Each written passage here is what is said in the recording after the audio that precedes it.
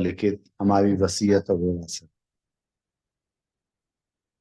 आइए आज के इस स्वाध्याय को प्रारंभ करने से पहले एक बार गायत्री मंत्र साथ साथ।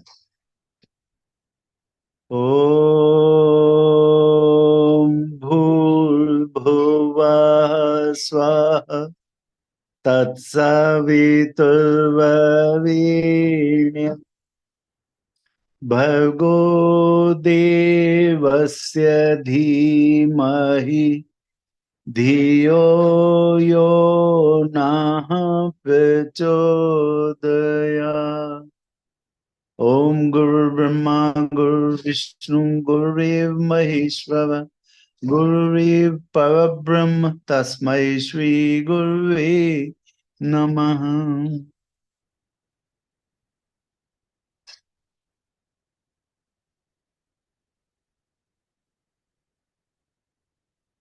हम लोगों ने कहाँ तक पढ़ लिया था ओम भैया?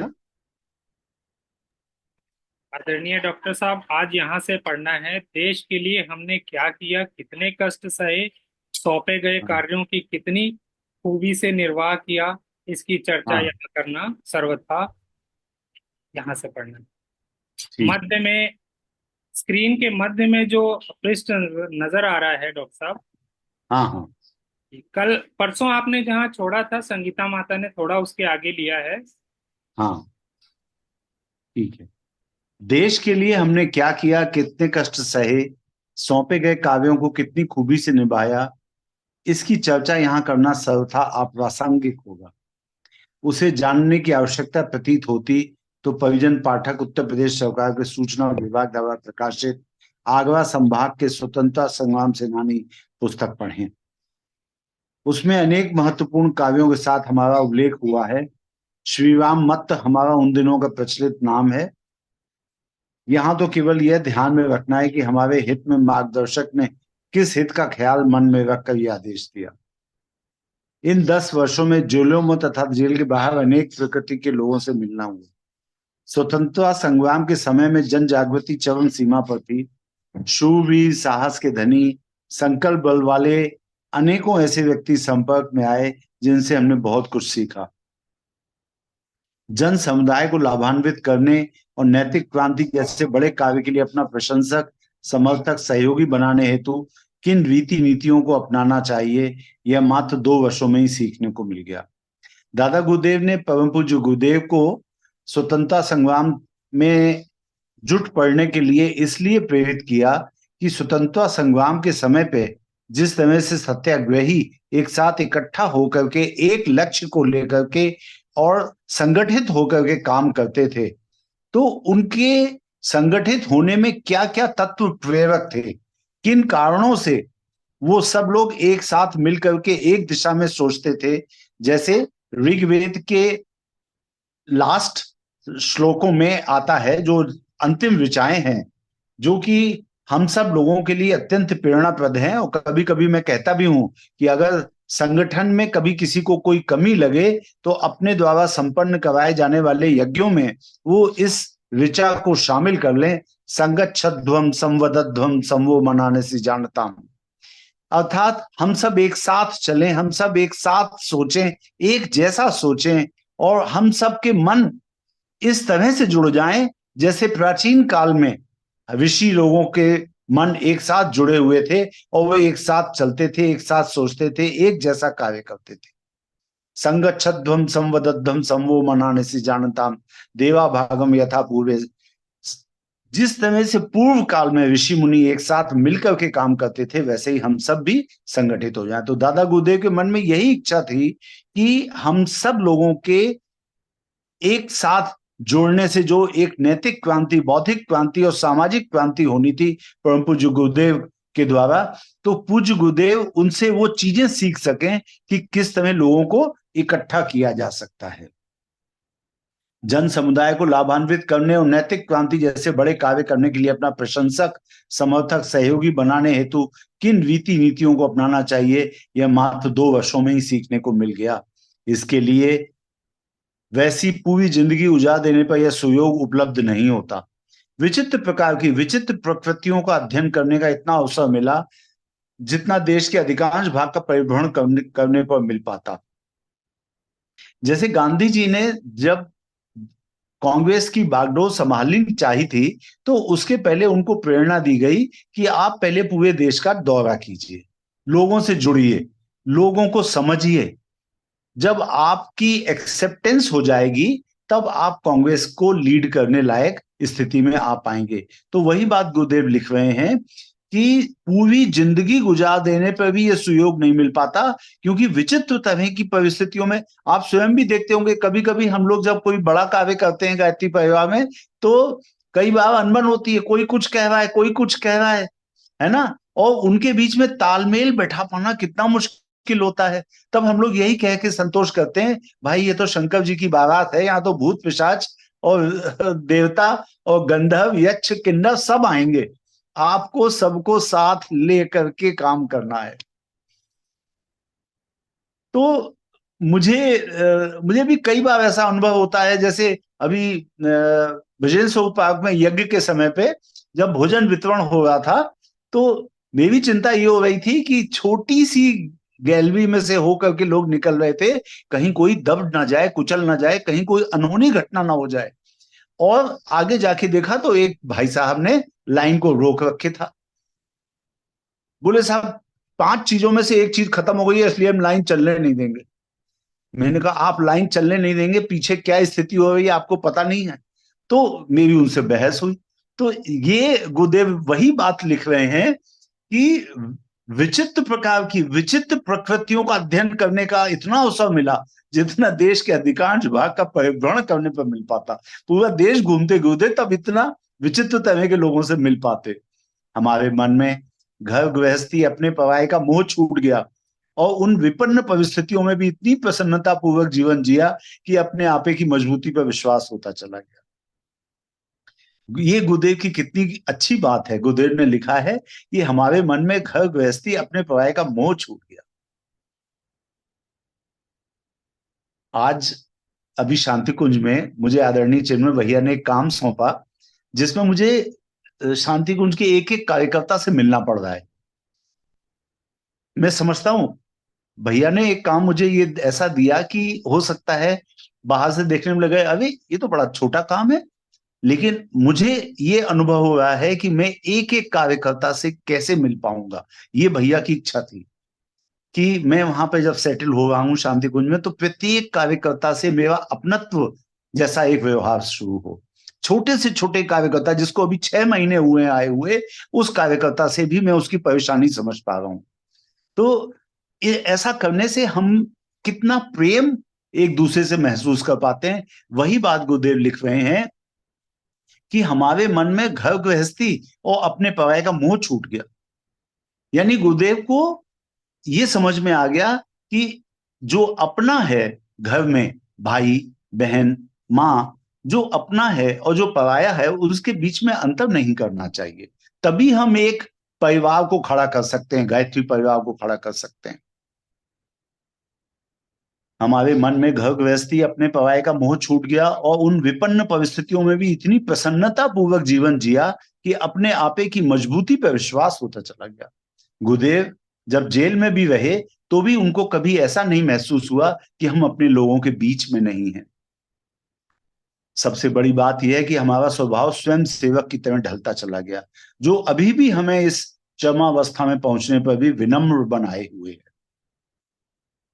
हमारे असमंजस का समाधान उन दिनों गुजरे स्वतंत्रता संग्राम के प्रसंगों से हो गया कि क्यों हमसे अनुष्ठान 2 भागों में पाया गया। गुरुदेव को बड़ी चिंता हो गई थी, बहुत ही आश्चर्य हो रहा था कि उनके गुरु अर्थात दादा गुरुदेव ने उनके 24 वर्ष के अनुष्ठान को 5 साल और 19 साल के 2 भागों में क्यों बांटा। दादा गुरुदेव का कहना था कि जैसे घर के पास वाले घर में अगर आग लगी हो, तो आप अपने घर में निश्चिंत होकर के नहीं बैठ सकते, आपको भी युग धर्म का निर्वाह करने के लिए तुरंत पानी की बाल्टी लेके दौड़ पड़ना चाहिए। उसी तरह से अब उनको समझ में आ गया गुरुदेव को कि दादा गुरुदेव ने उनको स्वतंत्रता संग्राम में क्यों शामिल करवाया, इसलिए कि उनके अंदर स्वयं सेवक की कैपेबिलिटीज आ जाएं। जब आप स्वयं सेवक की तरह से काम करेंगे, तभी आप उस मिशन के सर्वोच्च पद पर जाने की योग्यता रखते हैं। आप लोगों ने कभी इस बात को सोचा कि गुरु नानक देव ने जब अपना शरीर छोड़ने से पहले ये चिंता करी कि अब जो हमने एक धर्म प्रचार का कार्य चलाया है, तो हम अपनी गद्दी किसको दे करके जाएं? गुरु नानक देव के दो बेटे थे, लेकिन उनको बिल्कुल भी अपने बच्चों के प्रति जरा सा भी मोह नहीं था कि मैं अपने बच्चे को ही अपनी गद्दी दे के जाऊं। आजकल तो छोटी छोटी राजनीतिक पार्टियां भी अपने ही बेटे को अपनी गद्दी पे बैठा करके जाते हैं। और भगवान की तरह से आए गुरु नानक देव ने परीक्षा लेने के लिए उन्होंने एक कटोरी बर्तन जो था उसको उन्होंने उठा करके, और कीचड़ में, मतलब इतनी गंदी कीचड़ में जिसमें बहुत गंदगी होगी, हो सकता है मलमूत्र भी हो, हमें नहीं पता, लेकिन उन्होंने कीचड़ में फेंक दिया। और उन्होंने अपने बच्चों से कहा, तो एक बेटा तो नई एक कटोरी उठा लाया अंदर से, बर्तनों में से, उन्होंने कहा ही था वो कटोरी ले आ, तो अंदर से वो दूसरी कटोरी ले आया। दूसरे बेटे ने आनाकानी की, उनके एक शिष्य दौड़ के गए, गंदगी में से कटोरी को लेकर के आए और मांझ करके गुरु को दे दी। उन्होंने तुरंत निर्णय ले लिया। उसके बावजूद भी उन्होंने कई बार उस शिष्य की परीक्षाएं ली, और जब उनको खरा पाया हर दृष्टि से, तो उन्होंने अपने बेटों की अपेक्षा अपने उस शिष्य को वो गद्दी सौंपी। तो ये जो स्वयंसेवक की दृष्टि पे खरा उतरेगा, जो स्वयंसेवक की तरह से काम करने में हिचकेगा नहीं, वही गुरु बनने का अधिकारी। तो गुरुदेव स्वयं लिख रहे हैं कि हम स्वयंसेवक की तरह ढलते चले गए, जो अभी भी हमें इस चरमावस्था में पहुंचने पर भी विनम्र बनाए हुए। एक सीनियर भैया से अभी बात हो गई थी शांति कुंज में, तो वो गुरुदेव को याद करते हुए बड़ी अच्छी एक बात बता रहे थे कि ये जो स्वयंसेवक वाली कैपेबिलिटी है गुरुदेव की, वो उनकी अपेक्षा भी रहती थी सबसे, उनके शिष्यों से। वो ब्रजभाषा बोलते थे गुरुदेव, बैठे हुए थे सभी शिष्य, गुरुदेव कुर्सी पे थे, बाकी सब लोग नीचे बैठे हुए थे। गुरुदेव ने कोई काम बताया, एक व्यक्ति का नाम लेके कहा था तू ये काम कर दे, वो तुरंत खड़े नहीं हुए। जैसे वो उन्होंने बस कुछ सेकंड इंतजार किया, तुरंत बोले तू ना कर पाएगा। तो वो तो हड़बड़ा गए, बोले क्यों? उधर नहीं नहीं मैं कर लूंगा काम। उन्होंने कहा खड़ा तो बैठा ना, मतलब मेरे मुंह से निकला तुरंत खड़ा नहीं हुआ काम करने के लिए। यही वो क्वालिटी अपने अंदर धीरे धीरे डेवलप करते चले गए कि जैसे ही गुरु के मुख से निकले कोई काम, तुरंत आप खड़े हो जाइए काम करने के लिए। तो स्वयंसेवक की तरह ढलता चला गया, जो अभी भी हमें इस चरमावस्था में पहुंचने पर भी विनम्र बनाए हुए है। यानी गुरुदेव और दादा गुरुदेव दोनों को अपने शिष्यों में जो चीज सबसे पहली पसंद है, वह है विनम्रता।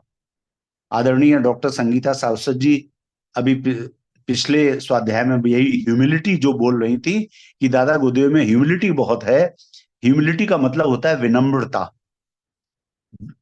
विनम्रता का मतलब आप अगर समझना चाहें तो दादा गुरुदेव के जीवन की एक घटना आपको बता सकते हैं। दादा गुरुदेव के विषय में हमारे पूज्य गुरुदेव ने तो बहुत कम लिखा है, लेकिन एक और शिष्य हुए हैं दादा गुरुदेव के, श्यामाचरण लाहिड़ी जी, जिनके शिष्य हुए हैं युक्तेश्वर गिरी। उनके शिष्य हैं स्वामी योगानंद। उन्होंने एक पुस्तक लिखी, an autobiography of a yogi by Swami Yogananda. उसमें दादा गुरुदेव का जिक्र करके उन्होंने लिखा कि एक बार वो प्रयाग में एक कुंभ मेले में घूम रहे थे, योगानंद जी के गुरु युक्तेश्वर गिरी। युक्तेश्वर गिरी जी ने अपने गुरु यानी श्यामाचरण लाहिड़ी जी के गुरु यानी दादा गुरुदेव को देखा हुआ था। तो कुंभ मेले में उन्होंने देखा कि दादा गुरुदेव एक झूठ मूठ के जो ढकोसले वाले साधु होते हैं, वो साधु बड़ी ऐंठ के और शांत के साथ बैठा हुआ था, और दादा गुरुदेव उस झूठ मूठ के साधु के झूठे बर्तन धो रहे थे। तो युक्तेश्वर गिरी पहचान गए दादा गुरुदेव को, और उन्होंने कहा, वो पुस्तक इंग्लिश में पढ़ी थी मैंने, इसलिए उन्होंने, युक्तेश्वर गिरी ने कहा master he is not even a sadhu, ये तो एक साधु भी नहीं है जिसके झूठे बर्तन आप धो रहे हैं। तो दादा गुरुदेव ने कहा बेटा, ईश्वर को अपने बच्चों में जो गुण सबसे ज्यादा पसंद है वो है विनम्रता। ये दादा गुरुदेव ने कहा humility is the best quality which God likes in us. यानी ईश्वर तक को जो अपने बच्चों में सबसे अच्छा गुण लगता है वो है विनम्रता। तो हम सब किसी भी पद पे भी पहुंच जाएं, हमेशा एक स्वयं सेवक की तरह की आदत डालें। जो काम कहा जाए तुरंत उठ करके खड़े हों करें। कभी भी अपने पद का मान ना करें, अहंकार ना आ जाए। हमारे असमंजस का समाधान उन दिनों गुजरे स्वतंत्रता संग्राम के प्रसंगों से हो गया कि क्यों हमसे अनुष्ठान दो भागों में कराया गया। कांग्रेस की स्थापना की 1 शताब्दी होने को चली है। जिसमें हमने काम किया वह अलग थी, उसमें काम करने के हमारे अपने विलक्षण अनुभव रहे हैं। अनेक मूर्धन्य प्रतिभाओं से संपर्क साधने के अवसर अनायास ही आते रहे हैं। सदा विनम्र और अनुशासनरत स्वयंसेवक की अपनी हैसियत रखी। गुरुदेव अपने लिए लिख रहे हैं कि सदा विनम्र और अनुशासनरत, बिल्कुल डिसिप्लिन्ड वॉलेंटियर की तरह से काम किया गुरुदेव ने। इसलिए मूर्धन्य नेताओं की सेवा में किसी विनम्र स्वयंसेवक की जरूरत पड़ती तो हमें ही पेल दिया जाता था। जैसे कोई बड़े नेता लोग आ जाते होंगे, मदन मोहन मालवीय या जवाहरलाल नेहरू की माता स्वरूप रानी या गोपाल कृष्ण गोखले, इस तरह के कोई नेता आते होंगे तो किसी एक सेवक की जरूरत पड़ती होगी भाई, उनकी हेल्प करने के लिए, उनके छोटे मोटे काम करने के लिए, खाना खिला दो, पानी ले आओ, उनके कपड़े धो दो, इन सब कामों के लिए छोटे स्वयंसेवक चाहिए होते होंगे। तो गुरुदेव इतने विनम्र थे कि गुरुदेव को हमेशा उनकी सेवा में लगा दिया जाता था। आयु भी इसी योग्य थी, गुरुदेव उस समय बहुत छोटी आयु के थे। इसी संपर्क में हमने बड़ी से बड़ी विशेषताएं सीखी। अवसर मिला तो उनके साथ भी रहने का सुयोग मिला। साबरमती आश्रम में गांधी जी के साथ और पवनाव आश्रम में विनोबा के साथ रहने का लाभ मिला है। दूसरे उनके समीप जाते हुए दर्शन मात्र करते या रहकर लौट आते हैं, जबकि हमने इन संपर्कों में बहुत कुछ पढ़ा और जाना है। इन सब की स्मृतियों का उल्लेख करना तो यहाँ अप्रासंगिक होगा, पर कुछ घटनाएं ऐसी हैं जो हमारे लिए कल्पवृक्ष की तरह महत्वपूर्ण सिद्ध हुई। सन 1933 की बात है, कलकत्ता में इंडियन नेशनल कांग्रेस का अधिवेशन था। उन दिनों कांग्रेस गैर कानूनी थी। जो भी जाते पकड़े जाते, गोलीकांड भी हुआ। जिन्हें महत्वपूर्ण समझा गया उन्हें बर्धमान स्टेशन पर पकड़ लिया गया। कलकत्ता में अधिवेशन होना था तो जो भी कांग्रेस के बड़े नेता जा रहे थे कलकत्ता, तो रास्ते में ही उनको रोक लिया जाता था कि वो लोग कलकत्ता पहुंच भी ना पाए। और ईस्ट इंडिया कंपनी के जमाने में बनी गोरों के लिए बनाई गई एक विशेष जेल, आसनसोल जेल में भेज दिया गया। इसमें हम भी आगरा जिले के अपने 3 साथियों के साथ पकड़े गए।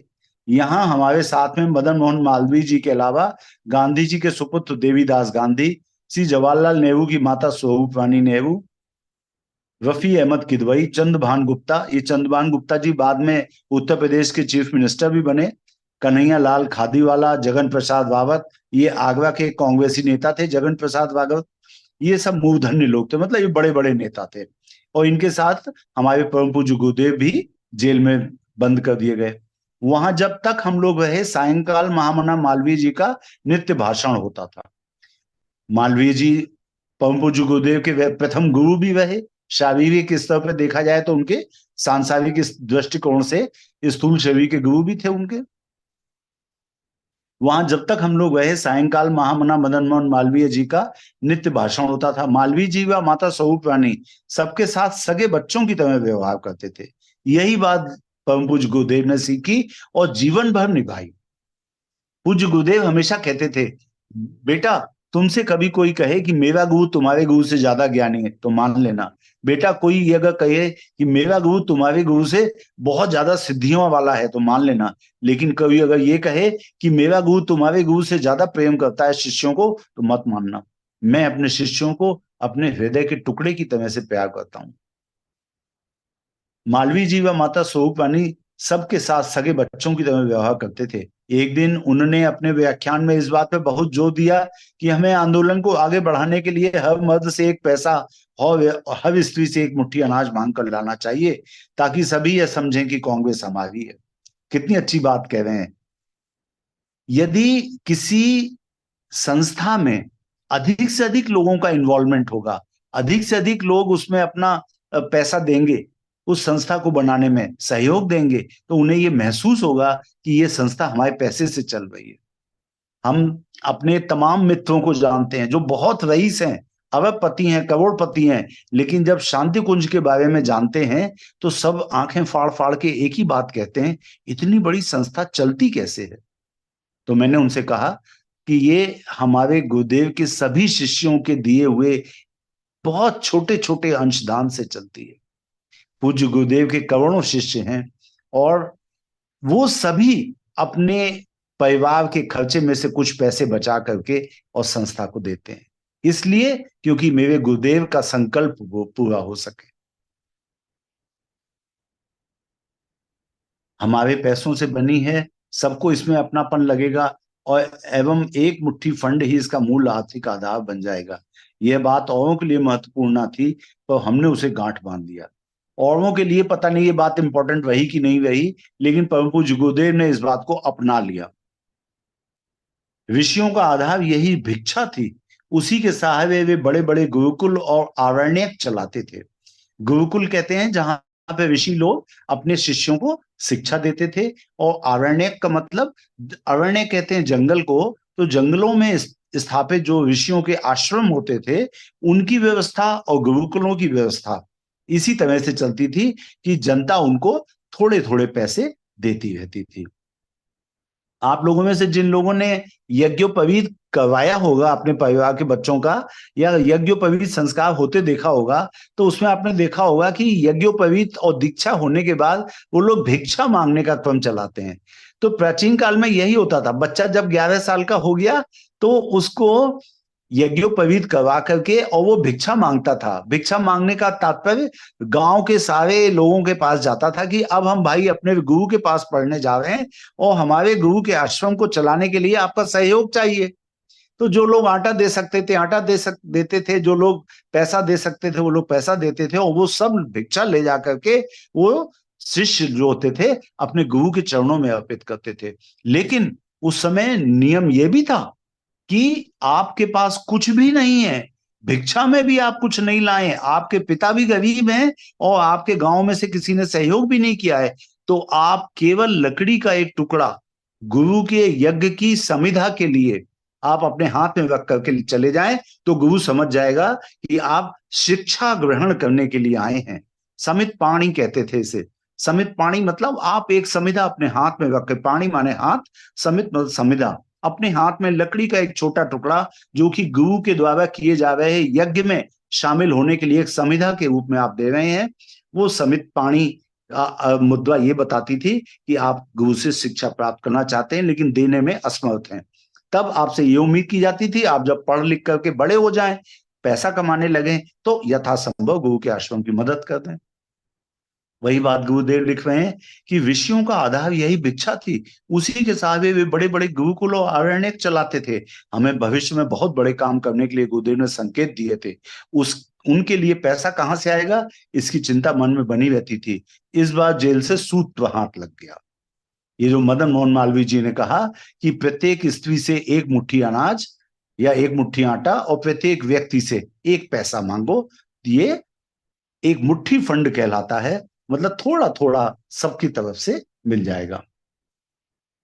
इस बार जेल से सूत्र हाथ लग गया। जेल से छूटने पर जब बड़े काम पूरे करने का उत्तरदायित्व कंधे पे आया, तब उसी फॉर्मूले का उपयोग किया। 10 पैसा प्रतिदिन या एक मुट्ठी अनाज अंशदान के रूप में, यही तरीका अपनाया और अब तक लाखों नहीं करोड़ों रुपया खर्च करा चुके हैं। कांग्रेस अपनी गायत्री गंगोत्री की तरह जीवन धारा रही। गुरुदेव लिख रहे हैं कि जब वो छोटे थे, सन 1933 के आसपास की घटना है, जब वो जेल में भर्ती हुए कांग्रेस अधिवेशन में, तो गुरुदेव का कहना है कि उस समय कांग्रेस एक अलग विचारधारा का स्वरूप लिए हुए थी। देश को आजाद कराने के लिए एक लक्ष्य लेकर के जो भी पवित्र मनस्थिति वाले लोग, जो भी स्वयंसेवक उसमें शामिल होते थे, उनकी एक ही इच्छा होती थी, हमारा देश स्वतंत्र हो जाए। तो कांग्रेस अपनी गायत्री गंगोत्री की तरह जीवन धारा रही। जब स्वराज मिल गया तो हमने उन्हीं कामों की ओर ध्यान दिया जिनसे स्वराज की समग्रता संपन्न हो सके। यानी जब स्वराज मिल गया तो कांग्रेस का उत्तरदायित्व तो एक तरह से पूरा हो चुका था। गांधी जी ने कहा भी कि अब कांग्रेस को भंग कर दिया जाना चाहिए, क्योंकि कांग्रेस की स्थापना का उद्देश्य था कि वो स्वराज्य की प्राप्ति, आजादी देश के लिए। लेकिन जब वो पूरा हो गया तो गांधी जी की बात तो किसी ने मानी नहीं। उसके बाद सब नेता लोग सत्ता लोलुप हो गए। तो गुरुदेव लिख रहे हैं, कांग्रेस अपनी गायत्री गंगोत्री की तरह जीवन धारा रही। जब स्वराज मिल गया तो हमने उन्हीं कामों की ओर ध्यान दिया जिनसे स्वराज की समग्रता संपन्न हो सके। यानी आजादी तो मिल गई, लेकिन समग्र रूप से आजादी तब होती जब नैतिक, बौद्धिक और सामाजिक क्रांति भी उसमें शामिल हो जाती। राजनेताओं को देश की राजनीतिक आर्थिक स्थिति संभालनी चाहिए, पर नैतिक क्रांति, बौद्धिक क्रांति और सामाजिक क्रांति उससे भी अधिक आवश्यक है, जिसे हमारे जैसे लोग ही संपन्न कर सकते हैं। यह धर्म तंत्र का उत्तरदायित्व है। जैसे प्राचीन काल में कुलगुरु वशिष्ठ जब भगवान राम के रघुकुल को प्रेरणा देते थे, क्या सही क्या गलत ये बताते थे और अपना अंकुश रखते थे राजतंत्र पे, उस तरह की स्थिति की कल्पना की गुरुदेव ने। अपने इस नए कार्यक्रम के लिए अपने सभी गुरुजनों से आदेश लिया और कांग्रेस का एक ही कार्यक्रम अपने जिम्मे रखा, खादी धारण। इसके अतिरिक्त उसके सक्रिय कार्यक्रमों से उसी दिन पीछे हट गए जिस दिन स्वराज मिला। गुरुदेव कह रहे हैं, जिस दिन आजादी मिली 15 अगस्त 1947 को, उसी दिन हम कांग्रेस से दूर हट गए। इसके पीछे बापू का आशीर्वाद था, दैवी सत्ता का हमें मिला निर्देश था। प्राय 20 वर्ष लगातार काम करते रहने पर जब मित्रों ने स्वतंत्रता संग्राम सेनानी के नाते निर्वाह राशि लेने का फॉर्म भेजा तो हमने हंसकर स्पष्ट मना कर दिया। हमें राजनीति में शिवराम मत्त या मत्त जी के नाम से जाना जाता है। जो लोग जानते हैं उस समय के मूर्धन्य जो जीवित हैं, उन्हें विदित है कि आचार्य जी, मत्त जी कांग्रेस के आधार स्तंभ रहे हैं और कठिन से कठिन कामों में अग्रिम पंक्ति में खड़े रहे हैं, किंतु जब श्रेय लेने का प्रश्न आया उन्होंने स्पष्टता स्वयं को पर्दे के पीछे रखा। तीनों काम यथावत पूरी तत्परता और तन्मयता के साथ संपन्न किए और साथ ही गुरुदेव जब जब हिमालय बुलाते हुए तब तब जाते हुए। वो तीन काम कौन थे जो दादा गुरुदेव ने उनको बताए? पहला तो काम ये था 66 वाला प्रतिदिन के हिसाब से 24 साल के अंदर 24 महाप्रविश्रण, इसके साथ साथ अखंड दीपक की स्थापना। दूसरा काम ये था कि निरंतर स्वाध्याय करते रहना और साथ ही साथ एक लोक मंगल की भावना से साहित्य का सृजन करना। लोक मंगल की भावना मतलब ऐसा साहित्य लिखना जिससे जनता का भला हो सके। और तीसरा काम था जो कि सबसे इंपॉर्टेंट था, वो था जनसंपर्क, ताकि भावी जो गायत्री परिवार का गठन था वो कर सकें। और इसी के लिए स्वतंत्रता संग्राम में सेनानी की भावना से शामिल होने के लिए दादा गुरुदेव ने कहा। तीनों काम यथावत पूरी तत्परता और तन्मयता के साथ संपन्न किए। साथ ही गुरुदेव जब जब हिमालय बुलाते रहे तब तब जाते रहे। बीच में 2 आमंत्रणों में उन्होंने 6-6 महीने ही रोका। कहा, कांग्रेस का कार्य स्वतंत्रता प्राप्ति की दृष्टि से इन दिनों आवश्यक है, सो इधर तुम्हारा रुकना 6-6 महीने ही पर्याप्त होगा। उन 6 महीनों में हमसे क्या कराया गया एवं क्या कहा गया, यह सब साधारण के लिए जानना जरूरी नहीं। ऐसी साधनाएं कराई गई होंगी निश्चित रूप से दादा गुरुदेव के द्वारा, जो परम पूज्य गुरुदेव की शक्ति को बढ़ाने वाली होंगी। और सूक्ष्म शरीरधारी जो भी ऋषि मुनियों से उनके वार्तालाप हुए, उन्होंने भी अपने अनुदान वरदान दिए होंगे, क्योंकि एक एक ऋषि की जो जो कार्य क्षेत्र था उन सब की समन्वित शक्ति गुरुदेव को प्राप्त हुई। और उन सब की समन्वित शक्ति के साथ साथ दादा गुरुदेव की शक्ति प्राप्त हुई, तथा गुरुदेव ने उन सभी ऋषियों के अधूरे छूटे कामों को पूरा किया। भगवान परशुराम का काम था अनीति का उन्मूलन, तो उन्होंने जो विचार क्रांति अभियान चलाया उससे गलत विचारों को हटा करके सही विचारों के मनुष्य के मस्तिष्क में डाला। याज्ञवल्क्य ऋषि का काम था यज्ञों की साइंस पे खोज, वो काम हमारे शांति कुंज कर रहा है। और घर घर यज्ञ को पहुंचाने का काम परम पूज्य गुरुदेव की शक्ति ने किया। व्यास जी की शक्ति से पुराणों की रचना की गई थी, उनको जन जन तक पहुंचाया गया था। उसी छूटी हुई कड़ी को, सभी पुराणों को संकलित करके हिंदी में ट्रांसलेट करके गुरुदेव ने फिर से छपवाया तथा फिर से अवेलेबल करवाया। व्यास जी की कड़ी में ही परम पूज्य गुरुदेव ने प्रज्ञा पुराण की रचना करी, एक नए पुराण को लिखा जिसमें वर्तमान समय की समस्याएं और उनका समाधान कैसे किया जाए ये लिखा। उन्होंने वाल्मीकि ऋषि प्रथम ऐसे ऋषि थे जिनके हृदय में एक काव्य फूटा था। फ्रॉन्च पक्षी का एक जोड़ा नदी के किनारे किलोले कर रहा था, आनंद मग्न था, आपस में दोनों पति पत्नी वार्तालाप कर रहे थे, क्रॉच पक्षी। इतने में एक बहेली ने एक क्रॉच नर क्रॉच को मार डाला तीर से। मादा क्रॉच ने जो विलाप किया, उस विलाप ने वाल्मीकि ऋषि के हृदय में इतना भावनाओं का ज्वार उठाया कि उनके मुख से संस्कृत का प्रथम काव्य निकला। और वाल्मीकि ऋषि ने रामायण की रचना करी, जो वाल्मीकि रामायण कहलाई, संस्कृत में उसकी रचना की थी। उसी तरह से हमारे परम पूज्य गुरुदेव ने अनेक साहित्य लिखे, अनेक 3200 किताबें लिख करके मनुष्य समाज की जो भी समस्याएं उनका समाधान करने की कोशिश की। वशिष्ठ ऋषि जो काम करते थे, रघुकुल पर अपने धर्म तंत्र का अंकुश रखते थे ताकि राजतंत्र निरंकुश ना हो जाए।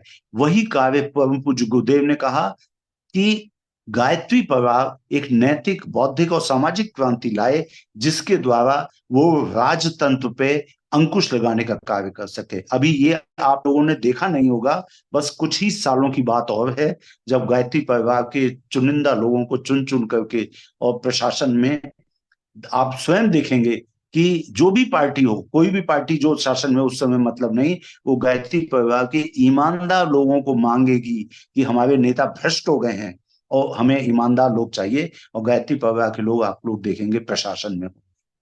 इस तरह से सारे ऋषियों ने जो जो काम किए थे, उन उन कामों को, जैसे चरक ऋषि ने आयुर्वेद की स्थापना की तो परम पूज्य गुरुदेव ने आयुर्वेद को बढ़ावा दिया।